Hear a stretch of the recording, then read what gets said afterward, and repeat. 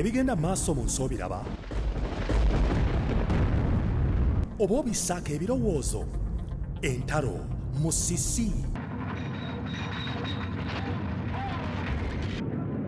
kawumpuli tolowooza nti birina kye biranga okimanyi nti bayibuli yalagula dda ku buli kintu ekigenda maaso wansi w'enjuba puroguramu manya ebiro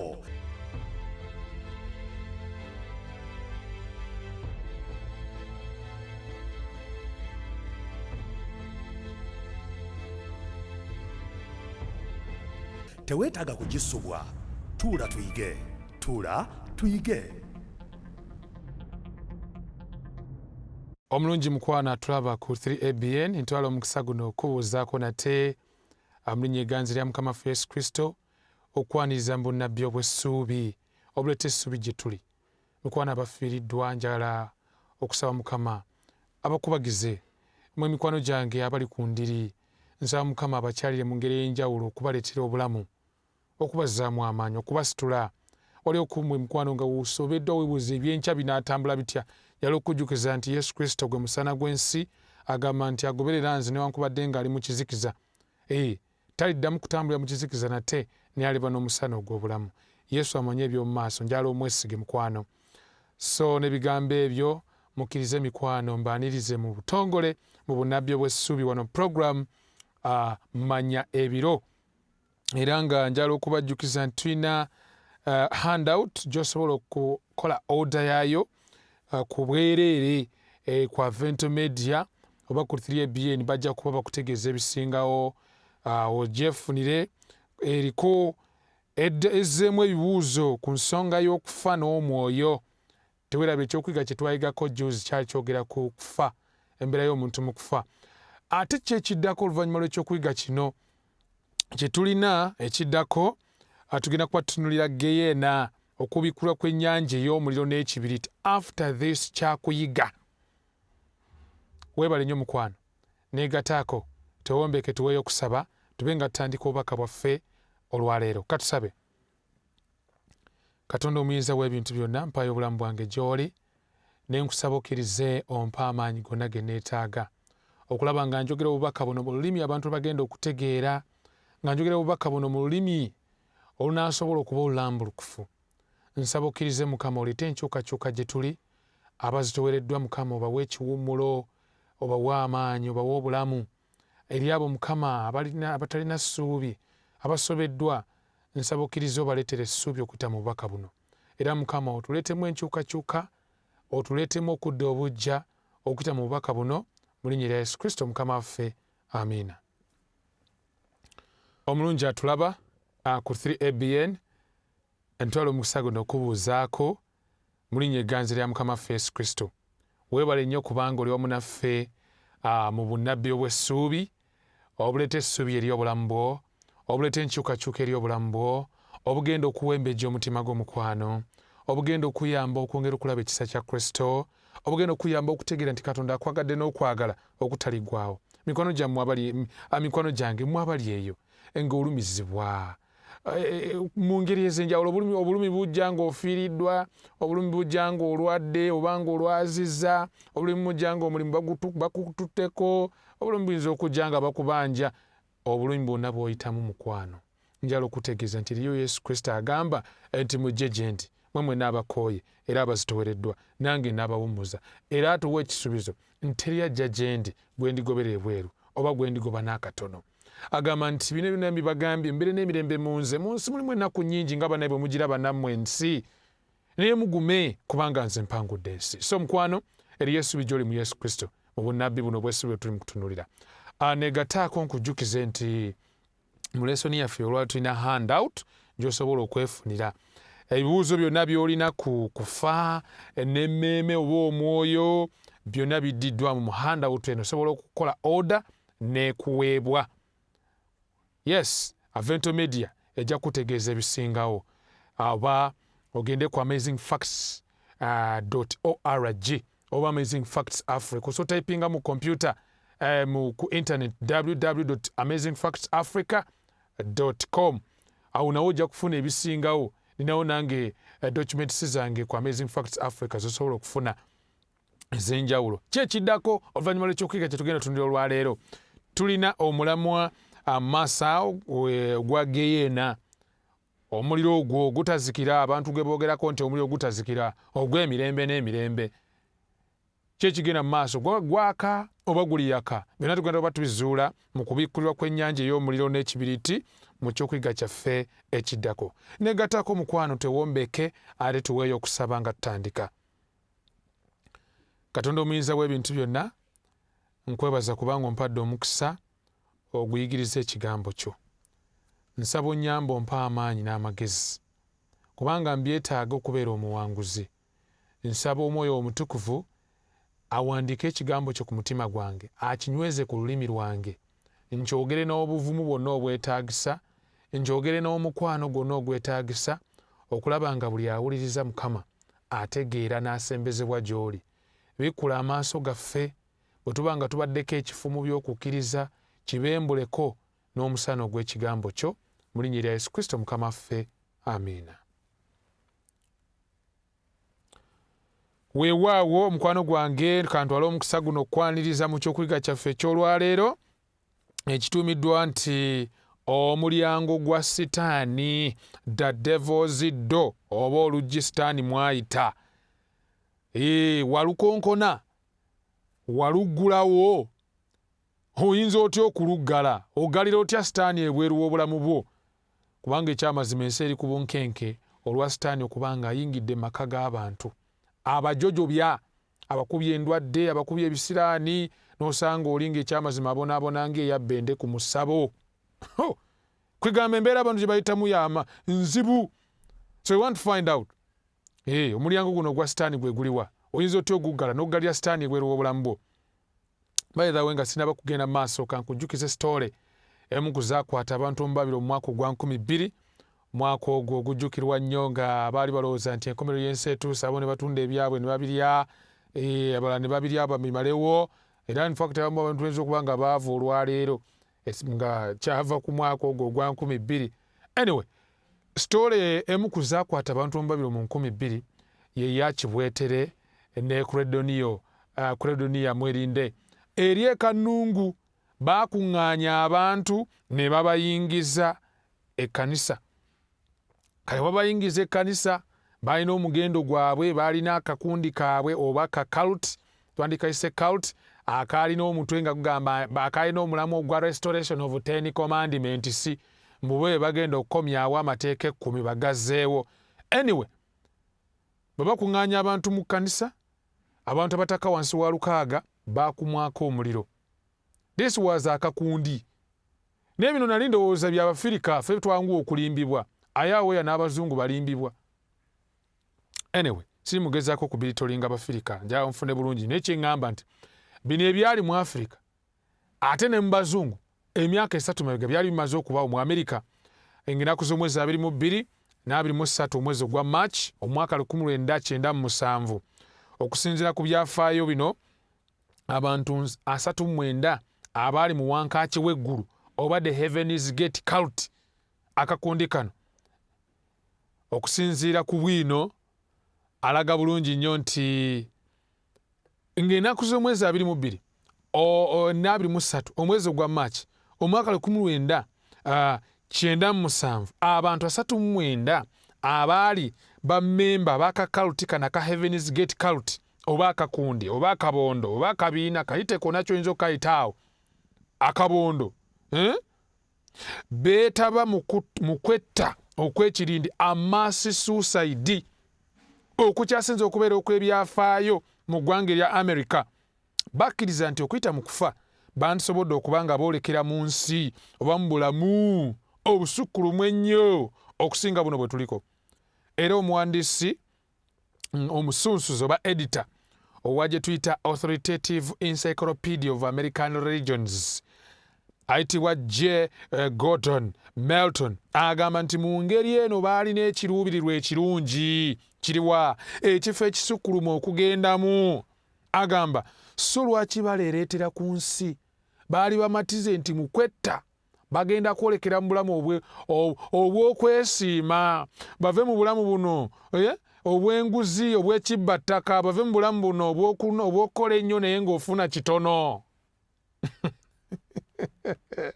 Kandabe James Tabba ye bw'ayogera, ono naye omu ku baakomentinga ku byaliwo agamba bw'ati James Tabba, cult expert mu University ya North Carolina, bw'aba ayogera ku Heaven's Gate cult agamba nti akabiina kano oba akakundi ddala kanjawulo.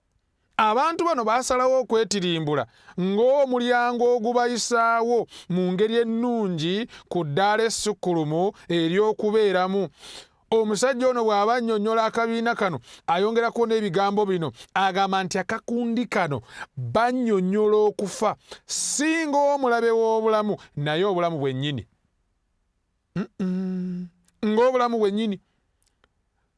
Question: okufa bulamu oba okufa kufa?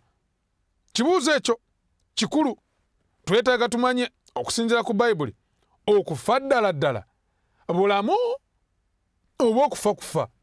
Okufa mukwano gwaffe oba okufa kufa? Kwegamba bwenfa njolekera mu bulamu obulala obw'okwesiima? Is death omulyango oguntwala mu bulamu obw'okwesiima? Anyway, katuzuule ebisingawo. Okufa mulabe oba mukwano gwaffe? Bakolinse ebbaluwa esooka Pawulo gye yawandiika mu ssula 15 olunyiriri lwa 6, Pawulo agamba nti omulabe ow'enkomerero aliggyibwawo, alisaanyizibwawo, kwe kufa. Okusinziira ku Bayibuli, weewaawo abantu balowooza, oba bano abeetirimbula baali balowooza nti bagenda kweyongerayo mu bulamu obusingako obw'okwesiima, bave mu kibookisi kino ki konteyina omubiri ng'endowooza z'abantu wezisinga bwe ziri olwaleero. Bayibuli ega nti omulabe ow'enkomerero aliggyibwawo, alisaanyizibwawo, kwe kufa. By the way, statement eno nkutte nnyo mu Babiro eya James Tabba, agamba nti bannyonnyola okufa singa omulabe w'obulamu naye obulamu bwennyini. Olabye ensonga lwaki betta? For your information, ensonga lwaki beetugumbula, baali bagguddewo omulyango gwa Setaani gwe tugenda okwetegereza olwaleero. Kwegamba kye baali balowooza okubeera omukisa ekigenda obatwala mu bulamu obw'okwesiima. My dear friend, ali ku 3ABN kankujjukize kino. These people, abantu bano baggulawo omulyango gwa Setaani. Kati naawe weebuuza ekibuuzo, omulyango gwa Setaani kyeki? Okay. Naye nga letunaba kwanukula omulyango gwa Setaani kyeki, njagala okkirize mukwano, nkusaba okkirize onegateko, tusooke twetegereza obukundi. Kubanga obukundi ekimu ku bye bukola kye tulabye, kye tunaba kwetegereza bulungi, bugulawo omulyango gwa Setaani. Kati kikwetaagisa bw'oba nga toli wa kuwuddisibwa n'okutwalibwa akakundi, okutegeera akakundi nkaawula ntya, ntegeera ntya nti kano kakundi. Kubanga obukundi ekyamazima ebimu ku bizibu byabwo kwe kugulawo omulyango gwa Setaani. Omuntu asofundikira nga yeetirimbudde oba nga attiddwa mu ngeri y'ekyeyonoonere simply because ali mu kufollowinga a cult oba akakundi. Bale nsoma wano ku byafaayo by'eggwanga erya Amerika. Obukundi nga bukoze ebintu bakukoze ebikanga bw'okuyita mu byafaayo. Waliwo akaaliwo mu myaka gy'ensanvu awo ak'omusajja atibwa Jim Jones cult mu Jonestown, Guyana. Bano nabo beetirimbula, abantu abatakka wansi wa lwenda be baafa mu kutugumbulwa kw'ekirindi, a mass suicide. So bw'olaba obukundi nga buno, abantu nga babwegattamu nga balina ebirowoozo ebirowooza nti bagenda kufunamu, naye ne bafundikira nga obulamu bwabwe bugenze mu ngeri ey'ekyeyonoonere. Ate nga ne mu ggwanga erya Uganda lino lye tulimu, mu nsi mwe tuwangaalira namwo mulimu obukundi. Kati obwawula otya nga tonaba kwawula akakundi, olina notegeera akakundi kyeki? By the way, for information, akakundi kyeki? Kaakano akakundi, okusinziira ku ndaba y'Ekikristaayo, am defining as a Christian according to Christian view. Ku ndaba y'Ekikristaayo, akakundi kyekibiina kyonna ekitakkiriza Kristo nga Mukama era omulokozi, ne Bayibuli ng'omusingi gw'enzikiriza oba ogw'okukkiriza, as long as eryakabiina nga Kristo tekamutwala okuba mukama oba ekibiina ky'abantu, nga Kristo si ye mukama waakyo, nga si ye mulokozi waakyo, nga Bayibuli si gwe musingi ogw'okukkiriza, ako kakundi eyo bagita a Christian view. Era kati oluvannyuma lw'okuwulira ebyo njala twetegereze mu ngeri ey'enjawulo, oyawula otya akakundi? Mpisa ki ez'enkizo eziri mu bukundi nga naye bw'ozirengera oyawuliraga nti kano kakundi kankeetegule, kubanga obukundi bukambwe ennyo, butemu in nature, enti kasobola okusaanyaawo obulamu bwo. You can become a loss in this world because of being a part of a cult. Kati kitunyi mu mukwano gwange okukategeera. Kale ensonga esooka, one of the things oba ebyawula akakundi, ekisookera ddala obukundi ebizibu byabwo bye bino. Ekisooka, obukundi bugoberera muntu ng'omukulembeze mu kifo kya Yesu. Cults follow a human leader rather than Jesus. Akakundi kano ke tubatunuulira aka Heaven's Gate kalina akakulira bamuyitanga Marshall Applewhite. Kino kyakulabirako, yaliko ne choir director okusinziira ku byafaayo eri mu ggwanga erya Amerika. Ffe wano mu Uganda akakundi kali aka Restoration of 10 Commandments mu 2000 kaali kakulembera omusajja ayitibwa Kibwetere, naye yaliko omusista bakize Kibwetere yaliko ofaasa kaya ogatako n'ono omuze yaliko omusista Kuredoniyo Mwerinde, awamu be baali bakola akakundi ako. Kati abantu baali tebagoberera Yesu, bo baali bagoberera ono mukulembeze, and that's a problem today. It's not safe to follow a man. Tekirimu bukuumi ogoberera omuntu, olina kugoberera ani bw'oba wakubeera ku bw'onaaba ng'oli on safe side, bw'onaaba n'obukuumi olina kugoberera ani? Yesu Kristo. Era Bayibuli etegeeza mu Yokaana essula 14 olunyolo 6 nti nze kkubo n'amazima n'obulamu, tewalajja eri Kitange wabula ng'ayita mu nze. Bw'oba oyagala okubeera n'obukuumi mukwano mu nsi muno, okuba safe, goberera Yesu. Yokaana essula 10 olunyolo 9 lugamba nti bw'amala okufulumya ezi ze Yesu zonna azikulembera, n'endiga zimugoberera kubanga zimumanyi eddoboozi. Era kyova olaba nkubuuza ekibuuzo mukwano gwange, tuze tutunulira obunnabbi bw'essuubi one by one, naye ani gw'ogoberera? Bw'oba ogoberera Yesu Kristo, Mukama yeebazibwe. Naye bw'oba togoberera Yesu Kristo ng'oli mugoberera abantu, oli ku bwerende, weetadde matiga. Nze nange nnyini ayogera, it's not safe to follow me. Naye let me tell you this, kubanga omuntu akola ensobi, era teweetaaga kuliraayinga kukkiriza ku muntu nti yona saani nga ng'ogoberera. No, follow Jesus, goberera Yesu. Lwaki njogedde bino byonna? Ensobi esooka obukundi gye bukola bugoberera muntu ng'omukulembeze mu kifo kya Yesu Kristo. Era ensobi eno tekolwa bukundi bwokka, naye ate mwattu ekolwa n'abakristaayo bennyini nnyini. N'omusanga ng'awulidde obubaka bwa Bayibuli, abulabye nga butegeerekeka, amazima ga Bayibuli agategedde, agalabira ddala, naye ye bw'amala okuzuula amazima n'agamba nti owange, nze nja kwebuuza ku munnaddiini ono ankulembera mu kifo ky'okubanga agoberera Yesu. Naye neebaza Mukama nti n'abo gye bali abakristaayo kati nga ggwe ali mu kutulaba essaawa zino, agamba nti Mukama bw'abanga yayogedde, I will do it. If God says yes, I will do it. Si gwoli bali abagamba, yes, I know that's what the Bible says. Mukama bw'ati bw'agamba, but I'm going to go as my pastor and ask my pastor what he thinks. Sigamba nti bapasita babi oba abasumba, no, oba abafaaza, no, abasaserdoti. What I'm trying to tell you kikino enti toyina kutwala muntu ng'omukulembezeewo ow'obwongo bwo. Omukulembeze w'obwongo bwo alina kuba Yesu Kristo. Ku lwaki Yesu Kristo agamba nze ekkubo n'amazima n'obulamu. Ate nno Bayibuli etutegeeza n'ekikolimo ekiri mu kulembeza omuntu ng'omuntu munnange yakulembera. Bw'osomera mu Yeremiya essula 17 lunyolo olwokutaano luga nti bw'ati bw'ayogera Mukama nti akolimidde omusajja oyo eyeesiga abantu. Cursed is that man who is putting his confidence and his trust in some man. Kwegamba obwesige bwo kwegamba gwe weesiga nga muntu, obwongo bwo n'omutima ng'obiwadde muntu, kyakabi.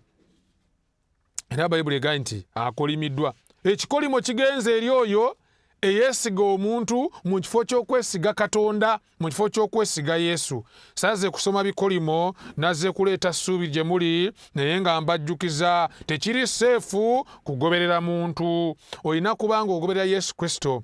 Era wano okusinziira ku bwino obukundi bugoberera muntu ng'omukulembeze mu kifo kya Yesu. So bw'olengera such a makeup ng'abantu obwesige bwabwe bwonna buli muntu mu kifo kya Yesu, that's a cult. Ako kakundi. Tweyongeddeyo tugenze ku kyokubiri. Obukundi obwawula otya? Oyawula otya nti kano kakundi? Okimanyi nti obukundi bugoberera njigiriza z'abantu mu kifo kya Bayibuli? Okimanyi nti obukundi bugoberera njigiriza z'abantu mu kifo kya Bayibuli?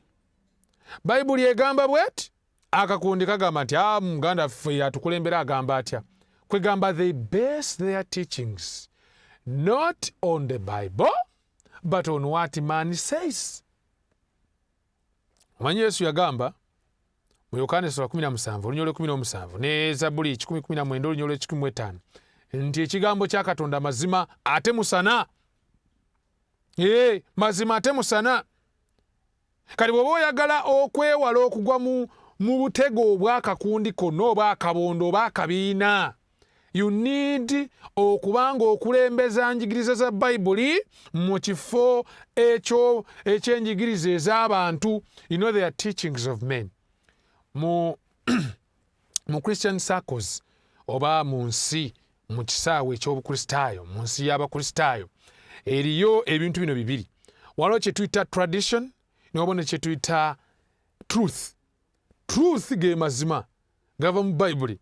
Kati tradition oba obulombolombo ate ezo endowooza z'abantu oba enjigiriza z'abantu. Kati obukundi bwo bwesigama ku njigiriza z'abantu mu kifo ky'amazima ga Bayibuli. What am I saying? Obukundi bugoberera nnyo enjigiriza z'abantu mu kifo kya Bayibuli.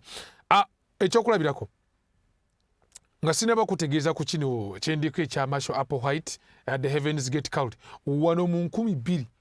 The truth is abantu baali bali mu kugoberera ani?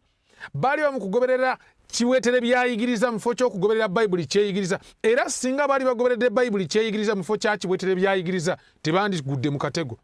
And so many people today are going to be deceived. Bagenda kulimbibwa bagwe mu butego obw'obukundi. Ku lwaki? Beesigama ku njigiriza z'abantu mu kifo kya Bayibuli kyeyigiriza. Akakundi kano aka Heaven's Gate Cult bw'olengera ekifaananyi awo ku screen ojja kulengera nga waggulu ku mmeeza waliyo entebe bbiri. Entebe emu Marshall Applewhite mwe yatuulanga ng'ayigiriza ekibiina ky'abantu abaalinga bazze bawulire by'ayogera. Kati akatebe akamu omutali muntu, akatebe yali yabamatiza enti mukazi we yafa kansa. Yakomangawo ye bwe yatuulangamu akatebe nga muyambako okuyigiriza obulungi. Ku lwaki bonna bombiri bwe baatandikawo akabiina kano aka Heaven's Gate Cult, manyi girlfriend we yali yafa kansa. Empute kyeyo mwe yajjanga n'amuyambako kwegamba basobole okusoosowaza bye bayigiriza abantu. Can you imagine? Kwegamba baali yali in fact akozesa Bayibuli naye nga byayigiriza bikontana ne Bayibuli ne bakkiriza. Ku lwaki obukundi bukulembeza ki? Njigiriza za muntu mu kifo ekya Bayibuli kyo kyeyigiriza. Ako kabonero obukundi bugoberera njigiriza z'abantu mu kifo kya Bayibuli. Not n'abakristaayo olwaleero bangi abakola ensobi y'emu ey'okugoberera enjigiriza z'abantu mu kifo kya bayibuli kyeyigiriza ate ekyennaku there are many more than I can say it. Abeewuunya amazima ga bayibuli g'omaze okuyigiriza naye ne bagamba waal kirungi nnyo eriyo n'amateeka 10 ge nina okukuuma naye ate n'obasanga nga si beetegefu kugoberera amateeka ago 10. There are many there. Gwatulaba mukwano toli kubo naye gye bali eyo nga basobola otegeera amateeka 10 ne bategeera n'engeri Mukama gy'abayita okugakuumamu ne babimanya naye ne bagamba no ffe gundi yatugamba bw'ati. Enjigiriza z'omuntu nga ze bakulembeza ne baziteeka kwegana ne bazigulumiza ate okusinga bayibuli kyekola ki kyeyigiriza. This is another issue enkulu gy'omuntu gy'alina okuba nga yeetegereza obulungi ku bukundi kwegaba bugoberera nnyo enjigiriza z'abantu mu kifo kya bayibuli. But there is something else about obukundi. Kyeki obukundi bukubiriza nnyo okufaanagana ng'akabiina. Okufaanagana ng'akabiina. Be like everyone else. Faanana ng'abalala bonna bwe bali. Emmere balya y'emu, ennyambala y'emu. Bwe bakika kya mpale bambala ze zimu. Bwe bagamba twambala empale ezikweya ku ttaka bambala zikweya ku ttaka. Bwe bagamba nti twambale zimutema bambala zimutema. Bwe bagamba nti twambale binu ojja basanga mu binu. Bwe bagamba nti ffenna tukuze ebirevu bajja kukuza ebirevu. Bwe bagamba nti ffenna tusaleko enviiri tusigale ku bubumba buwalaata era bajja kusala buwalaata. Bwe tunulira akabiina kano aka Heaven's Gate Cult bonna kusinzira ku bwino wali bwe baali bamaze okufa kyaziwalira abantu okubaawula nti ono musajja oba mukazi lwaki bonna baali basaza obubumba. Sajja yabamatiza bayambala ebyambalo nga bifaanagana ne basala obubumba bonna buwalaata kwegamba kubanga boolekera erinsi balina okufaanagana. Kwegamba obubiina buno obwenjogerako obukundi bulina obuzibu obwo group conformity okwagala okufaanagana ne munno omulala as everyone else. Firimu nga tukyali musomo twakitanga peer pressure. As everyone else. So nga nkulu nnyo eno kufaanagana ng'obubiina naye nga kino kiva ku ki? Olw'endowooza zino wammanga esooka buli mulala yenna kyakola kiteekwa kuba kituufu. Following majority. Omulala bw'abanga bw'atyo bwakoze abalala nabo si bakoze bonna si bagenza okusinza. Bonna bonna tebanywa omwenge bonna tebanywa walagi. By the way bwe kiba nga abasinga obungi banywa walagi kitegeeza walagi eyo mutuufu okunywa. Kwegamba olina omusangira ddala ng'akola ekintu nga lwaki okola bw'oti anti munne n'omulala bw'akola. Endowooza ya bukundi kankwongereyo endowooza endala eri wano. Okusikirizibwa ekikoosi peer pressure twakyogeddeko dda. Okusikirizibwa ekikoosi ekirala okufugibwa endowooza y'omulala omuzungu akita hypnosis. N'osanga oli nga takyerowooleza ani amulowooleza oli gw'atunuulidde yamulowooleza munnange gundi yantegeerera. Endowooza ezo ziri mu bulamu bwaffe naye ate endowooza ezo ojja zisanga nnyo mu bukundi. Akakundi omuntu memba w'akakundi teyeerowooleza. Ekikoosi kye kigambye kyakola alowooza nti ekikoosi kye balimu oba akakundi mwe bali kyonna kye kikoze kituufu. Naye kankujjukize kino Setaani akimanyi nti singa asobola okufuga abakulembeze obwongo bwabwe ate nga nabo balina abo bakulembera ensi yonna ejjaba mu nkwawa ze. Okiraba kyova olaba gwandaba mukwano gwange kikwetaagisa okujjukira nti Katonda yakuwa eddembe ly'okwesalirawo amaanyi ag'okwesalirawo power of choice. In other words Katonda wabanga agambye let your mind be subject to what God commands not on what man says. Era okufaanagana ng'ekibiina neebaza Mukama nti okuyita mu byafaayo eri abantu bangi abakivumiridde. Ejjukira abavubuka abasatu bano be baalagira kwegabo nabo bana bali bagenda basinze ekifaananyi ekibumbe. Omusajja Nebukadneza kyali atadde mu lusenyi lw'edduula, naye Sadraki, Mesaki ne Abedunego ne bagamba nedda, ffe tetujja kikola. Ku lwaki? Katonda yagamba. Ensi yonna abasigadde bonna ne bwe baavunnama ne basinza ekibumbe. For them they said no, we have our freedom of choice to choose what we will do and we are going to choose to serve God. Tusazeewo ffe tugenda sigala nga tuyimiridde ku lw'okuweereza Katonda n'okusinza Katonda. Tetujja kukola ng'abalala bonna bwe bakola. Fact wali abafukamiranga balowooza nti abala kye bakoze kituufu. Eri abafukamiranga bafugibwa ndowooza ya Nebukadneza, basikirizibwa kikoosi. But these three, avuka bana basatu, bagamba we will stand for God.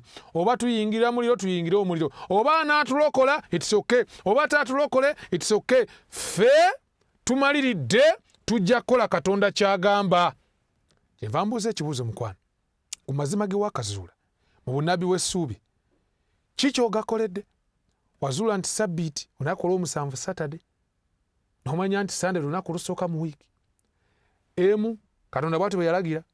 Sunday ndowooza y'abantu. Oyimiridde otya ku mazima ago ge wakazuula? Kirowoozeeko nga bwe tusoma engero essula 16:25 lugamba nti waliwo ekkubo omuntu ly'ayita okuba eddungi, naye enkomerero yaalyo makubo ga kufa. Kwegamba waliwo ekintu gwe ng'okiraba olw'okuba famire yo kyekola, ng'oyinza okulowooza kituufu, ng'olowooza olw'okuba boosi wo kyakola, oba b'okola nabo ku mulimu kye bakola, ng'olowooza kituufu, oba oli awo olw'okuba ensi yonna kyekola, gwe ng'olowooza kituufu. Naye ng'olusi gye kyolekera kufa kwereere. Fakiti abantu baagaana oyingire ku mulembe gwa Nuuwa, abantu baagaana okuyingira mu lyato. Ne bagaana. Ku lwaki? Abalala bonna olw'okuba baali bagaanye bagugubye, n'abalala bangi nnyo abataayingira lyato, kubanga maybe when the world follows something it seems to be right. The Bible has said waliwo ekkubo omuntu lyayita eddungi, naye ng'enkomerero yaalyo kufa. Makubo ga kufa ng'alyolekeza mu kufa. Era abayize bonna abaalema ne batayingira lyato. Amataba ga Nuuwa bwe gajja, amataba ago ge tuyita aga Nuuwa, Mukama ge yatonyesa okuva mugo, bonna gaabasaanyaawo nga batambulira ku ndowooza ez'abantu. Very important to note. Era nze kankujjukize kino mukwano, tosobola kugoberera mazima n'ogoberera enkuyanja y'abantu. Always amazima gali contrary to what abantu abangi kye balowooza. If you follow the truth, always stand on the truth. Manyi omusajja yayimba oluyimba yali mu South Africa efa mu 2007 awo, Tangala Kedube, gamba nti if you want to stand for the truth, always stand alone. Kiyinza okwetaagisa okuyimirira wekka oba wakuyimirira ku mazima mukwano gwange ndaba eyo. Si kugoberera kibiina ky'abantu bangi. Oba oyagala kugoberera Yesu, Bayibuli eri clear. Teweetaaga kumala kutunuulira abantu kiki kye balowooza. When you are following Jesus, oba ogoberera Yesu, oba olina kuba mwetegefu okubeera ow'enjawulo kuba kwetoolodde. Oba oli awo okuyimirira obwomu mu biseera ebimu, abantu nga tebakutegedde, abantu nga bagenda kuŋŋoola, abantu bagenda kunyooma, maybe even your life can be at risk. Obulamu buyinza n'okubeera mu matti ag'okugenda, nga buyinza okugenda. But it's okay bw'obanga oyimiridde ku mazima nga bwe gali mu Yesu Kristo. So obukundi kye tulabye ekirala bukubiriza nnyo okufaanagana ng'akabiina, naye waliwo n'obuzibu obulala bwe bulina. Ate eno factor yesinga okuba most obvious. Obukundi bulimbibwa ku mbeera y'omuntu mu kufa. They are so much deceived about embeera y'omuntu mu kufa. Era obukundi omu ku bwo emigendo gye tumanyi gye tuwuliddeko olwaleero kati ng'oguno gwa New Age oba obukundi bw'omugendo omujja busomesa n'obulimba babuyita old lie. Bwedda bukadde busomesa teri kufa, omuntu Katonda, amagezi ag'okwemanya bwe bulokozi. Era obukundi buno obulimbibwa nnyo ku mbeera y'omuntu mu kufa nti buggulawo n'omulyango gwa Setaani gwe tunaatera okuzuula. Wala omusajja James Taba yagambye nti akakundi ddala kanjawulo akaliwa kali aka Heaven's Gate Cult. Abantu bano baasalawo okwetirimbula ng'omulyango ogubayisaawo mu ngeri ennungi ku ddala essukulumu ery'okubeeramu, era bannyonnyola okufa singa omulabe w'obulamu naye obulamu bwennyini. Ekireeta ebibuuzo eby'enjawulo ku nsonga eno ey'okufa gye twatunulako luli. Ebibuuzo ku ddala eby'enjawulo kuba obukundi buno bugezaako okuyigiriza nti bw'ofa tofiira ddala. Bw'ofa tofiira ddala oyolekera mu bulamu munnange obusingako obw'okwesiima ng'omaze okufa. Kwegamba okufa kulinga omulyango okwolekeza mu bulamu obw'okwesiima. You don't really die. Ate endowooza eno ne mu bakristaayo mweri. Ekyenjawulo ze destination. Omukristaayo alowooza bw'ati. Kansookere ku bali. Obukundi mu nsi obuyigiriza nti bw'ofa ogenda mu bulamu eyo omwoyo gwo gugenda eyo ne gubeera eyo mu kosimosi, mu nsi zeeyo, mu bwensi zeeyo, mu bulamu obweyo obw'okwesiima. So nga n'abakristaayo balina okukkiriza kwe kumu lwakuba bw'okibakkiriza gy'olaga wanjawulo. Bw'oba omulungi gy'ogenda mu ggulu, bw'obeera omubi bw'ogenda mu geyeena. Kale bwino wuuyo destinies are different, but okukkiriza kwe kumu nti bw'ofa tofiira ddala. Ate endowooza eno Setaani agikozeseza kwegamba abanga akutta omunyolo n'asiba bulungi nnyo oluggi mwayise n'ayingira mu bulamu bw'abantu abalimbalimba, ababuzaabuza nti bw'ofa osigalamuko akategeera. Guno gwe mulyango Setaani mwayita. Era tulina ebibuuzo ebikulu wano bye twagala okwejjukanya. Kimu ku bibuuzo ebyo kigamba nti abafu ddala bafu. Kyo kibuuzo. Kyokubiri, maloboozi g'abaani agava mu ntaana? Kale bafu babanga bafu, kati amaloboozi g'abaani agava mu ntaana? Ekibuuzo ekyokusatu, emizimu gino gye tuwulira egy'obusamize oba mubasamize nti ate gundi alinnyiddwako emmandwa, be baani? Question: kisoboka okuba ekyakabenje okuwuliziganya n'emizimu gy'abagenzi? Tuggulewo oluggi. You know what happens? Bayibuli etegeeza ki? Eyogera ki ku nsonga zino ez'emyoyo gy'abafu? Teweerabira. Muwulize Essula 9 olunya olwokutaano. Bayibuli yatugambye dda nti abalamu bamanyi nga balifa, naye abafu tebaliiko kye bamanyi. Bayibuli bw'ete bweyigiriza nga bwe twagiraba mu kyokuyiga kyaffe ekyasooka. Wuliriza, kino kibuuzo nakyo. Kati emizimu gy'abafu gikomawo kukyalira abalamu? Twetaaga tutumanye ansa, kubanga abantu bangi nnyo bayigiriza ku nsonga eno nga baga nti gunte wamulabe ng'akomawo. Teyazaawo n'amuwujja oluyi n'abaga nti mumpe omwenge mugende mulimu ekijja n'ebiringa ebyo. Yobu Essula 7 olunya olw'omwenda Bayibuli egamba nti ekire nga bwe kiggwaawo ne kibula, bw'atyo n'oyo akka mu magombe talinnyenga kuvaayo. Lunyiriri olwo lukulu luwandiike mukwano gwange, ojja kuddamu olwetegereze. Ekire nga bwe kibula, bw'atyo n'oyo akka mu magombe talinnyenga kuvaayo. Bayibuli ekkaatiriza taddenga nate mu nnyumba ye, so n'ekifo kye tekimumanyenga nate. Kyenva mbuuza ekibuuzo nate. Abafu basobola okukomawo okuva mu ntaana ne bakyalira abalamu okusinziira ku Bayibuli ekigambo kya Katonda? Ansa eri nti nedda. Mizimu gy'abafu gikomawo okukyalira abalamu okusinziira ku Bayibuli? No. Yobu Essula 14:12 kyeva lugamba bw'atyo n'omuntu agalamira n'atayimuka okutuusa eggulu eritalibaawo nate, tebalizuukuka so tebalizuukusibwa mu tulo twabwe. Ddi eggulu eritalibaawo nate? Bayibuli etuyigiriza mu Peetero ekisooka ekyokubiri Essula 3:10 ne kubikula Essula 6:14 nti bigenda kubaawo nga Yesu Kristo akomyewo ku bire. Omaffe yennyini aliko okuva mu ggulu n'okwogerera waggulu n'eddoboozi ya malayika omukulu n'ekkondeere lya Katonda, n'abo abafiira mu Kristo mukwano be balisooka okuzuukira. So oyo afiiridde mu Kristo takomawo lirwalirabika okuddamu okuba omulamu nga Yesu Kristo akomyewo okubire. Abo bonna abafiira mu Kristo bagenda osooka okuzuukira. So bwina alikiriya nnyo nnyini ddala nti okufa Bayibuli eyongera kukikaatiza nti kwebaka. So okusinziira ku Bayibuli emizimu gy'abafu tegikomawo kukyalira balamu. Ekyo kikulu okitegeera nti omuntu bw'afa aba afiiridde ddala era abafu tebakomawo kutukyalira. Yobu 16:22 njagala okkirize mukwano gwange Bayibuli kyeyigiriza, kubanga emyaka si mingi bwe giriggwako nditambula olugendo gye siriva kukomawo. Bayibuli ekinyweza nti omuntu bw'afa tazuukusibwa mu tulootwe takomawo. Lwaki? Mubulizi 9:5 lwatugambye dda nti kubanga abalamu bamanyi nga balifa naye abafu bo tebaliiko kye bamanyi. Awo ne wajja ekibuuzo ekinene. Big question. Who is coming back to visit us? Ani akomawo atukyalire? Oyo agira mu kifaananyi eky'abagenzi eky'abaagola abatuvudde ku maaso. Who is that?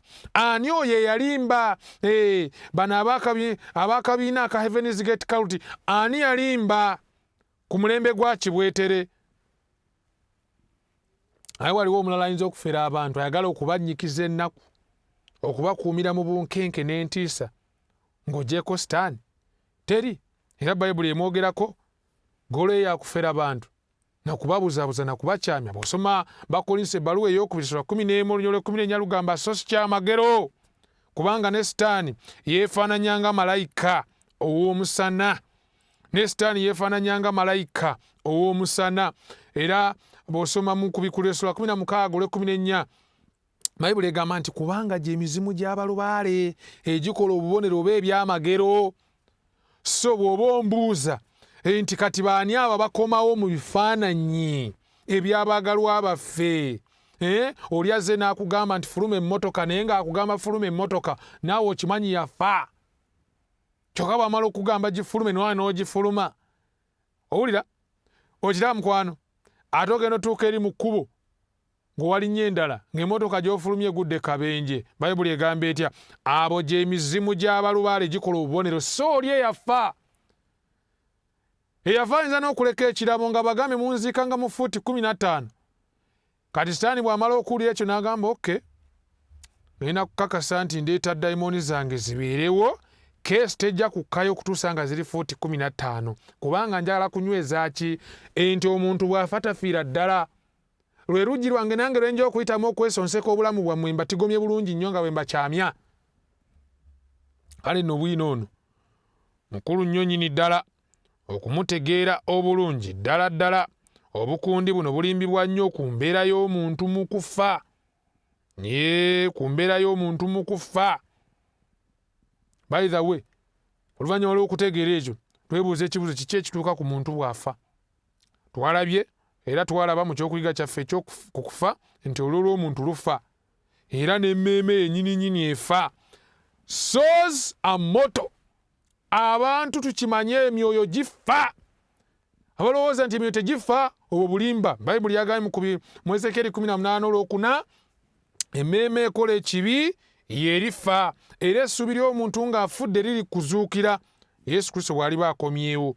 Yesu kyovulaba yatutegeezezza kennyini mu Yokaana 5:28 nti mwewuunye ekyo, kubanga ekiseera kijja bonna abali mu ntaana lwe baliwulira eddoboozi lye ne bavaamu mu ntaana. Abaakola obulungi balizuukirira obulamu, n'abo baakolanga ebitasaana balizuukirira omusango. It shall come forth. Era tujja kusoma kuzuukira okwo kw'emirundi 2 mu maaso awo. Naye nga olwaleero mu kyokuyiga kyaffe kino obulimba bwa Setaani bwe yasooka okubuulira omuntu bwali ku ssomo lya kufa.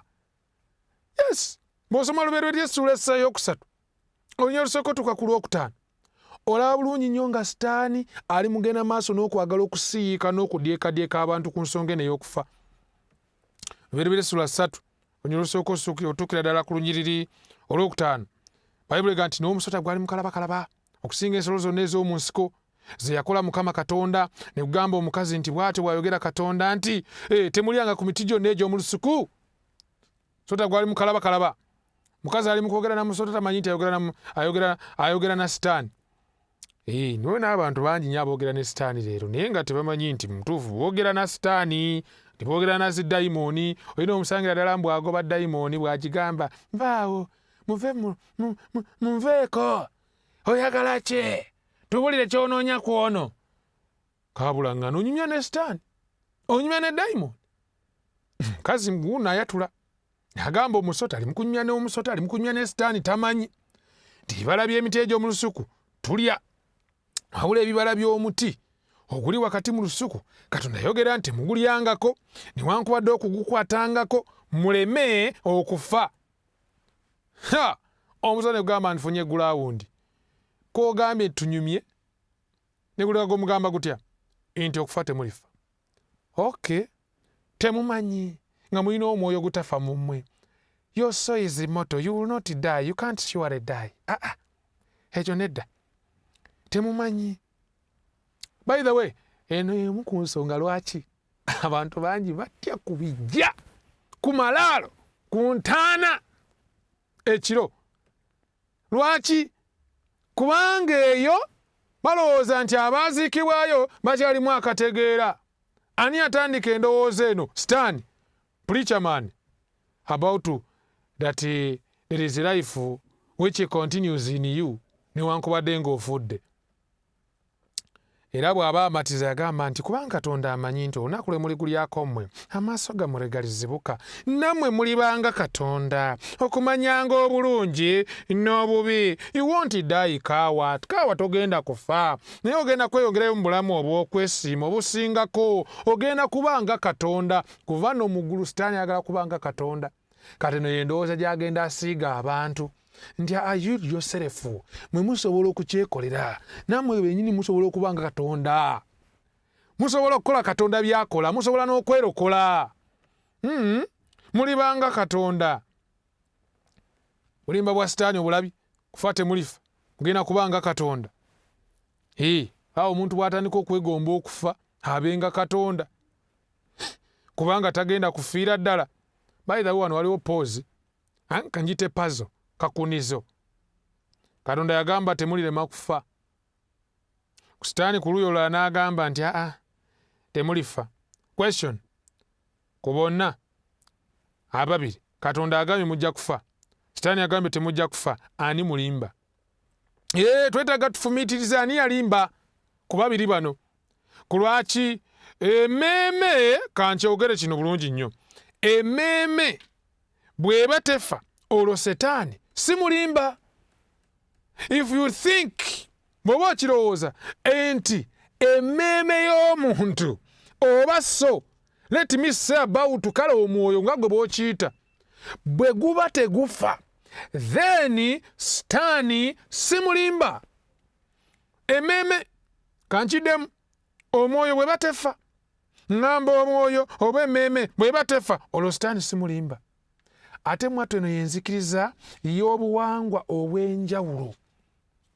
Emisiri, Babuloni, Bayonaani, Greek mythology, Balooma, Bamenseni, Buyisiraamu, Babuda, they believe nti bw'ofa omwoyo gwe gusigala gutegeera. Could not die. Kankuweyo n'abalala bakkiriza bwe bati abasinza Setaani. Bakkiriza mu njigiriza ey'omwoyo obutafa. Mwate obadde olowooza nti bano bokka n'abakristaayo bennyini. Nasoma statement Jews. Ate nga mwattu obulimba buno butandikira mu Edeni.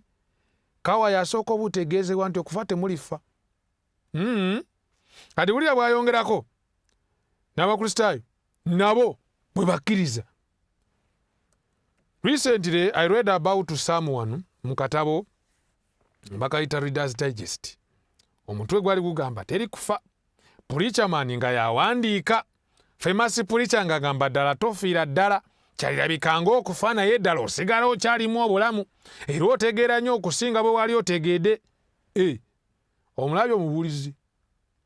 By the way, kiki kye bali mu kuwagira? ensobi gye tuli mu kukola yeeriwa? Tuli mu kusembeza obusamize mu bukristaayo, spiritualism. Ku lwaki abasamize bakkiriza batya? Omu ku basamize juzi twali tumusomako ayitibwa E.W. Sprague, spiritualist, ng'agamba nti obusamize bugamba nti abafu bamanyi nnyo okukira abalamu. Omusota ne gugamba omukazi nti okufa temulifa.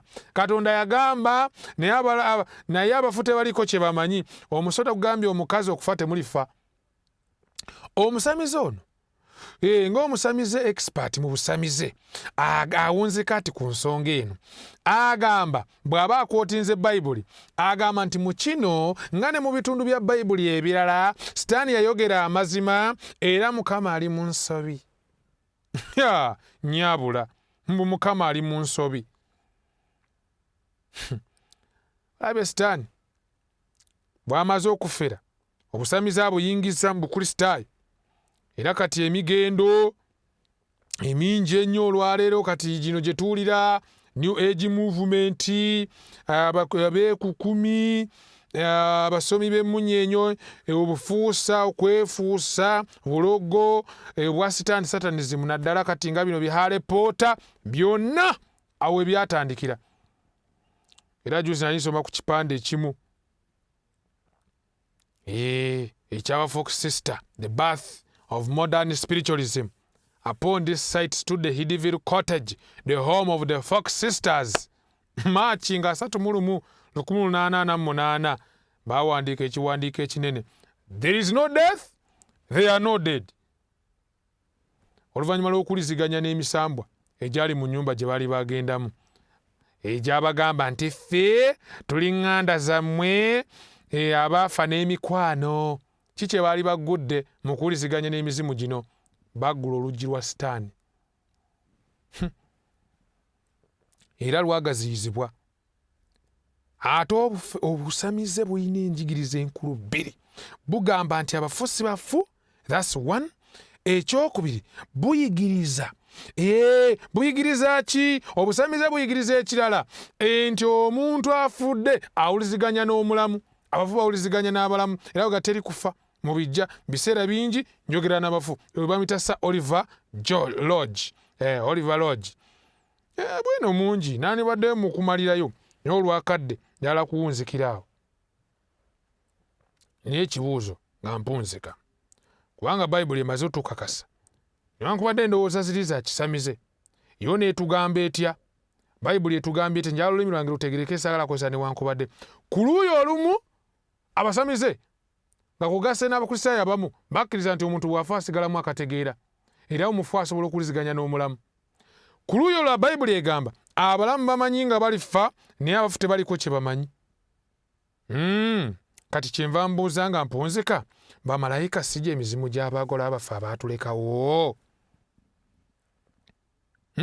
Bamalayika balabikira abantu? Of course. Babalabikira. Naye mbuuza ekibuuzo, bamalayika bano ab'omu ggulu balabikira mu bifaananyi byamu ku baagalwa abaatulekawo? Answeri nti nedda. Bamalayika ba Katonda tebalabikiramu ebifaananyi. Balabika batya? Bayibuli yaga bulungi nnyo balabika. Ekisooka alabika nga malayika, oba ayinza okulabika ng'omuyise. Ebibulaniya 13:2 lulaga bulungi nnyo nti mwerabiranga kusembeza bagenyi, kubanga olw'okwo waliwo abasembeza bamalayika nga tebamanyi. Kati nga jjajja Ibulayimu yasembeza bamalayika abaava mu ggulu naye nga bazze gy'ali ng'abayise, naye ajja n'alabika ng'omu ku baafa mu kifaananyi ky'oli eyafa. Oyo dayimooni yennyini musambwa mizimu. Setaani ze yagwa nagwo. Bamalayika Setaani be yagwa nabo beebo. Era bw'oba omubuuza nti omulyango gwa Setaani kyeki, ngenda kutegeeza nti kwe kuwuliziganya n'emizimu gy'abafu, okulowoozesa abantu nti omuntu bw'afa asigalamu akategeera. And I'm concluding with okulabula kuliwa ku nsonga eno. Olutalo lunene ky'ekitabo kye mbikkudde, peegi 506. Bangi bakulabikirwa emizimu gy'abalubaale nga girabikira mu bifaananyi by'ab'eŋŋanda oba emikwano, nga gyogera obulimba obusinga okuba obw'akabenje. Abakyazi oba abagenyi bano balyogera mu ngeri enseneekerevu okubalumirirwa, era balikola n'ebyamagero okukweka obulimba bwabwe. Era mukwano gwange oba ogobera byamagero, kye kiseera ozuukuke. Tuteekwa okuba abeetegefu okuyimirira nga tunywedde n'amazima ga Bayibuli nti abafu tebaliiko kye bamanyi era nti abo abalabika gy'emizimu gy'abalubaale. Yes, eno y'engeri yokka.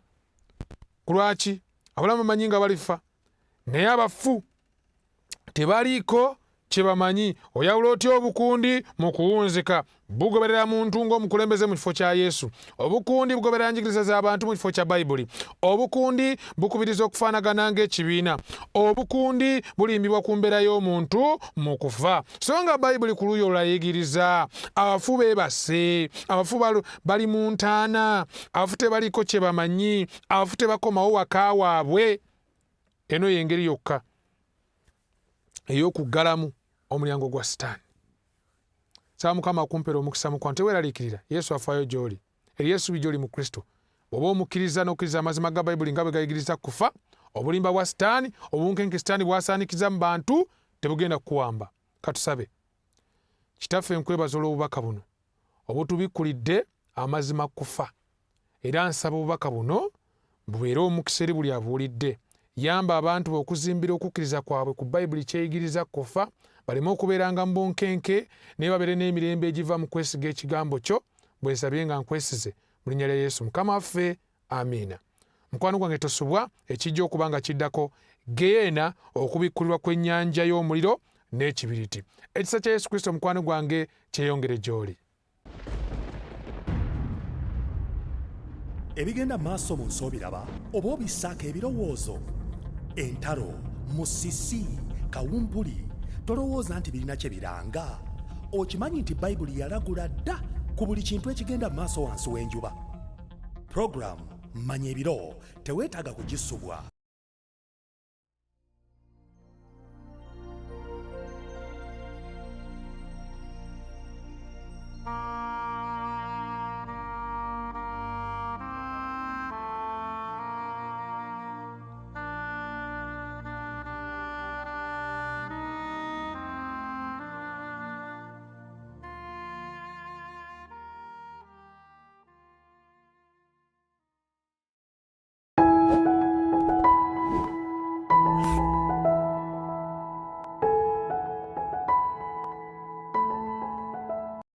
Obulamu bwonna buli mu mukono gwa Mukama. Bulijjo tukola okusalawo, naye okusalawo kwokola gwe nange kuyinza okutuyisa obulungi oba obubi. Okimanyi nti obulamu obukosefu tebugulumiza Katonda nga bwe kigwana. Mu nsi empya tukimanyi nti tuli baakubinuka amasejjere, naye okimanyi nti abo bokka ababadde abeesigwa mu bulamu buno obw'oku nsi bokka be bagenda okuddizibwa obulamu obujja. Ebyo n'ebirala by'oba olindirira mu puroguramu Beera Mulamu ku 3ABN TV kwokka ssaawa 3 buli lwa Sande ssaawa 3 okutuukira ddala ku ssaawa 4 ez'ekiro. Nange Dina Mawanda.